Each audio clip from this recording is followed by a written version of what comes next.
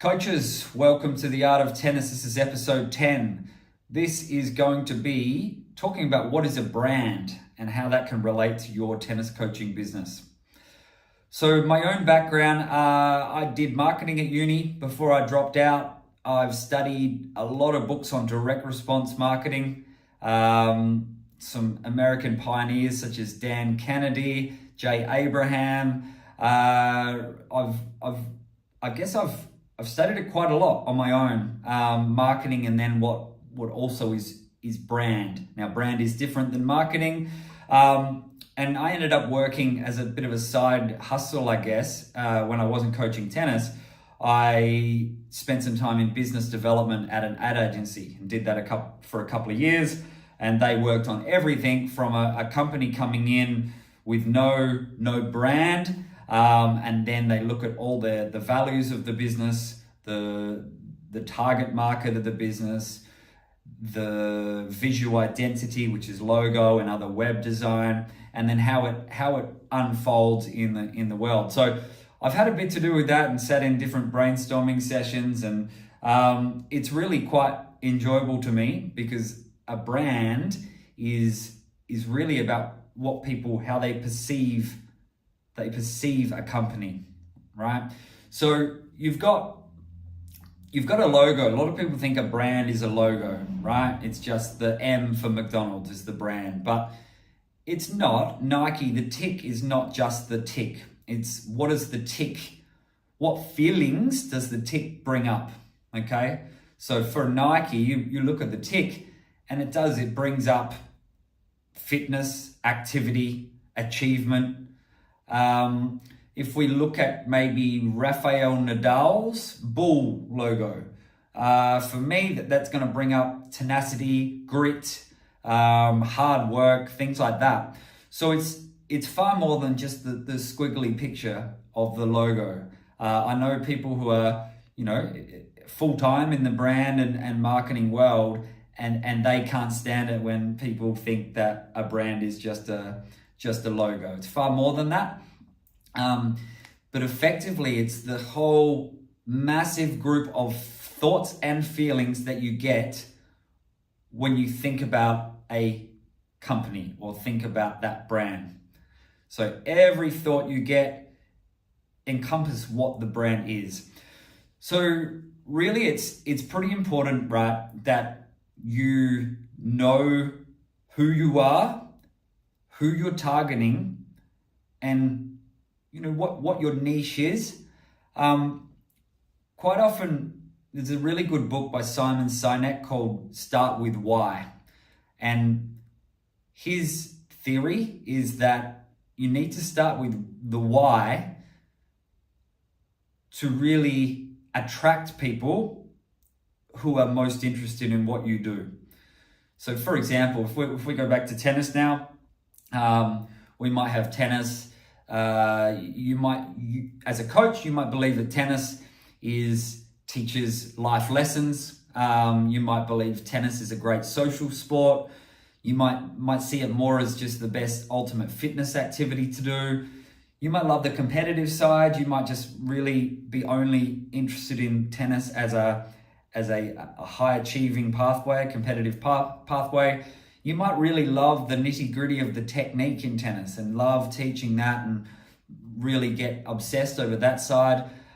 So you need to, as a coach, you need to start with what your why is. Why do you coach tennis?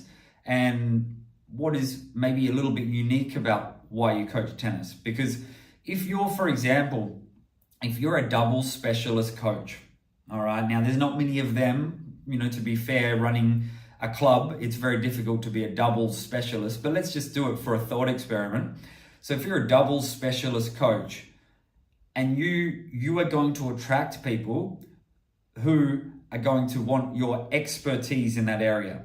Now, maybe the guy down the road, he coaches everything, but he's not a doubles specialist. He doesn't go under that niche. So he might be, he or she might coach singles, juniors, adults, cardio tennis, everything else, but they also happen to be really good at coaching doubles. But you compare that to someone who is, a double specialist academy. So for that thought experiment, they are going to attract more people who are going to believe they know they are expert in that little space. All right, so that's a nice way to sort of put in that niche or that unique, what they call a unique selling proposition. A brand needs to hit the emotion. So people make their decisions normally emotionally.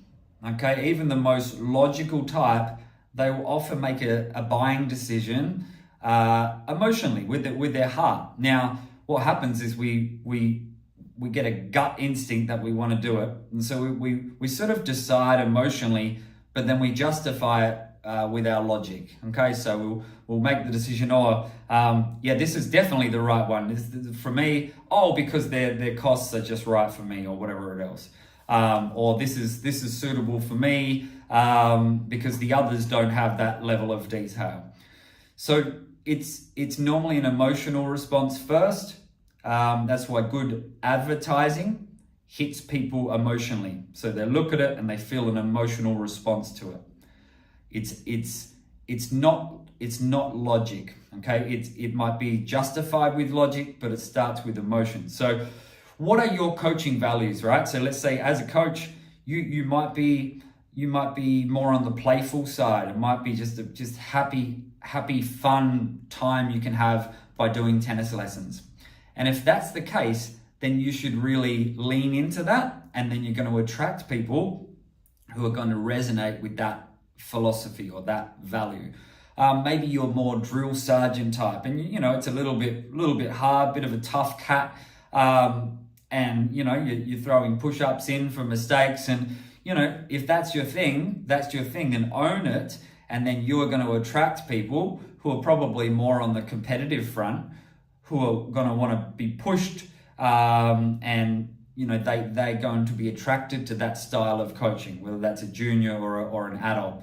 So you need to think about what your coaching values are. So for me, running Scarborough Tennis Academy, which I have done for 19 years, our values are really growing people through tennis, growing players through tennis, growing humans through the sport of tennis. Now, when I say growing, it's not just growing, it's growing from a personal growth point of view. So, because tennis, when you're learning and you're going through the competition and the highs and lows of winning and losing and improving and working on your game and going back, it's a real personal growth journey that you go on to do that. So for me, that's how we lean in on that. Now that then attracts quite a few different people. It can attract people interested in trying it out and playing tennis once a week. It also attracts those who are looking for that longer journey, who understand that growth that they get from the sport is really important. So that's kind of how we play it. But like I said earlier, get your niche right? Get your niche right and lean into it a little bit. So if you're a personal, some coaches they'll want to have it as Sally's tennis with Sally. Okay, so if you're a tennis with Sally, maybe Sally's a local legend. She might live in a large town in Australia or in the States or in the UK or in Europe, and people know Sally because Sally's won a bunch of tennis tournaments and she's helped out some people. But Sally decides to start her tennis coaching. Now, she might be Tennis with Sally, and that's a personal brand. Now, this is great if you're, I guess, taking the sole trader type position on this, where people are going to go if they get Sally. All right, and maybe Sally can charge quite a premium because people like going with Sally. But here's the issue with Sally's situation is that she can't scale.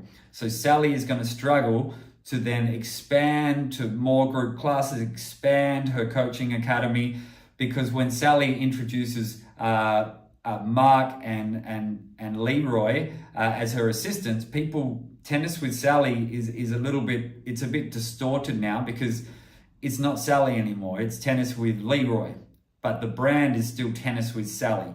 So you've got to be really careful with that. So the personal brand, it can be a really good way to get cracking, to get started. But it's, it's less of a good way for a long-term business to be able to scale. When else would you build a personal brand? Now, if I was Andy Roddick, okay, Andy Roddick is obviously a former Grand Slam champion, number one in the world. I'm sure Andy got to number one. But Andy Roddick's got a pretty massive brand name. So for Andy Roddick, it's probably not a smart idea for Andy Roddick to try to call himself All-Star Tennis, because people are going to see All-Star Tennis and think, oh, okay, well, this is fine. Sounds like just another tennis coaching program or academy. He's going to use his name because he's a celebrity. He's a famous tennis name. So if you're Andy Roddick, you're going to call it the Andy Roddick Tennis Academy. If you're not Andy Roddick and you're not famous, then if you're going to do the personal brand thing, then you either that's your end goal and you just want to keep it fairly small. Maybe you've got 50 clients and you look after them all with your Tennis with Sally. Or B, if you're going with a personal brand, B, you need to be prepared to morph into a bigger brand. So you might get going with that just to get your first stage of, first little bit of scale to maybe 50 clients. And then you're going to need to rebrand into something else once you get to that level. The business brand is a way that you can create something that's much bigger than you. Okay, so you might be a really good coach, but you decide that you want to create a brand where there's lots of really good coaches, and you have the ability to scale by having it as a brand name. Now, that brand name, we could think of examples, go onto ChatGPT and go, give me some names for tennis academies. And in 3 seconds, you'll get 100. Now, that used to be a bit different. You used to have to do a lot of brainstorming to find names, look at, metaphors on names and plays on words and things like that. AIs are making that really quite easy. So you get your brand name. I'll use All-Star Tennis because I've mentioned it. I actually used to have that for a brief time as my business name. I don't love it. I don't hate it, but let's use it, All-Star Tennis. But the difference is All-Star Tennis, we might build that brand as the place where everyone knows you're going to get a highly qualified coach who is an expert in their little area. So All-Star Tennis, we could build to 5 coaches who are all considered to be professionals and impressive coaches. And so then you've built the perception of All-Star Tennis is this professional school. What you've got to be careful of is you've got to be careful not to build yourself, if you're running a business as a tennis coach, not to just build yourself a job. All right, I talked about it earlier episode about difference between business ownership and the difference between self-employed, the S of Robert Kiyosaki's book, the S versus the B, the business owner. So you've got to be careful that you're not stuck with no room to grow, and you are not stuck just basically selling your services and your coaching with no room to scale. So I think most club coaches, whether it's country club, community club, they really need to look at creating a brand that can scale so that you don't get stuck in the perception of only getting the main coach. Okay? So how do you create your brand? You need to, as I said, the Simon Sinek book, Start With Why. You need to you need to start and write down things like why do you coach, and why is tennis coaching so important to you? If you consider write this stuff down, you'll start to uncover what it means to you, okay, and what, so I mean, for example, tennis for me gave me some confidence, because I might have not been succeeding at school and then I was succeeding at tennis. So it sort of maybe taught me how to achieve a little bit more, and all those life lessons that go with it. I also believe tennis is a global sport. Soccer gets called the world game, but tennis is also a global game. And you can travel anywhere and you can get involved with communities when you're a tennis player. So, there are a couple of my whys, but I've got a few different whys, but you should be writing down your why. And then you need to do things like, you can pick some different colors that you want your brand to look like. So, for example, what's interesting is when I first started Scarborough Tennis Academy, we had a green logo. Now, I didn't actually know about this then, but I do now. We had a green logo. Now, green, when it comes to a brand, represents growth and growing. So we had the green logo, which really was perfect for our first, say, 10 years. And then in the more recent years, we rebranded to a navy blue or blue and white. And what blue represents from a brand point of view is more a trust, a brand that you can trust. And for us, it works beautifully because we've sort of done our time. We've grown. We're sort of like an enthusiastic brand who pushed through and started to get results. And then we settled in to be more of a trusting brand. All right. So that's worked for us, but you got to think about what colors can work for you. Now, once you've got your colors, you could then, you can go to Canva and try to design your own logo. I can't handle it when I see a really bad logo. It's to me, it's disturbing. So be careful not to get clip art like with your logo, because again, that visual identity is how they're going to perceive the professionalism of your business.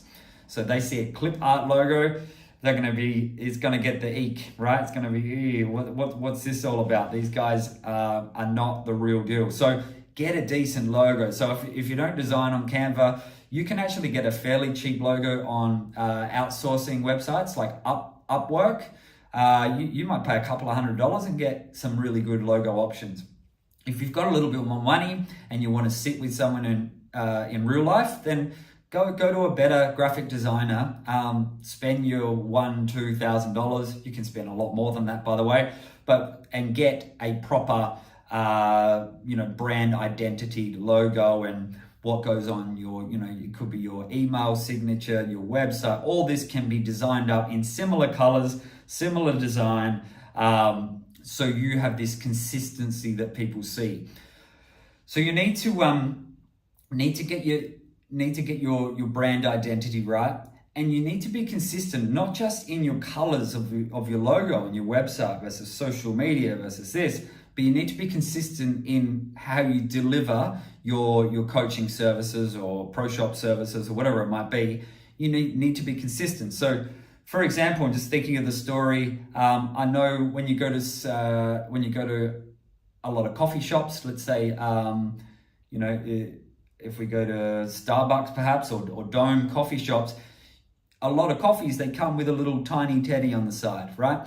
People love that tiny teddy. It's not much cost, but if they took that tiny teddy away, someone would be disappointed. Oh, I like my little tiny teddy that I get. So, it's that consistency that you're getting every time. A brand like McDonald's, extremely consistent. Okay, they are highly systemized, and so that your Big Mac is your Big Mac. Might be getting a little bit smaller with shrinkflation, but your Big Mac is your Big Mac, and the taste is consistent. You sort of know what you're in for. So that's the plan. So as a coach, you should be thinking about your values, thinking about what you want, what your outcome of this whole the vision of your business. Where do you want it to go? Who do you want to target?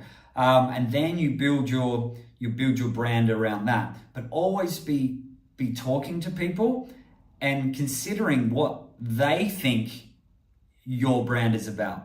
Okay, so they might teach you. You might not realize that they're like, oh, I just love how positive you guys are, and you're just always positive with the kids, etc. And that might be feedback that you didn't realize, that you're actually a really optimistic, positive brand, and that's how you need to be doing. You need to be doing that consistently. So it's a really wonderful world brand and the perception that people have. It's to me really interesting stuff. But if you really want to just get those fundamentals done, you need to have a think about your values. You need to build a brand identity on top of that, and you need to be consistent. So that's it on what is a brand. All right, thank you. Cheers.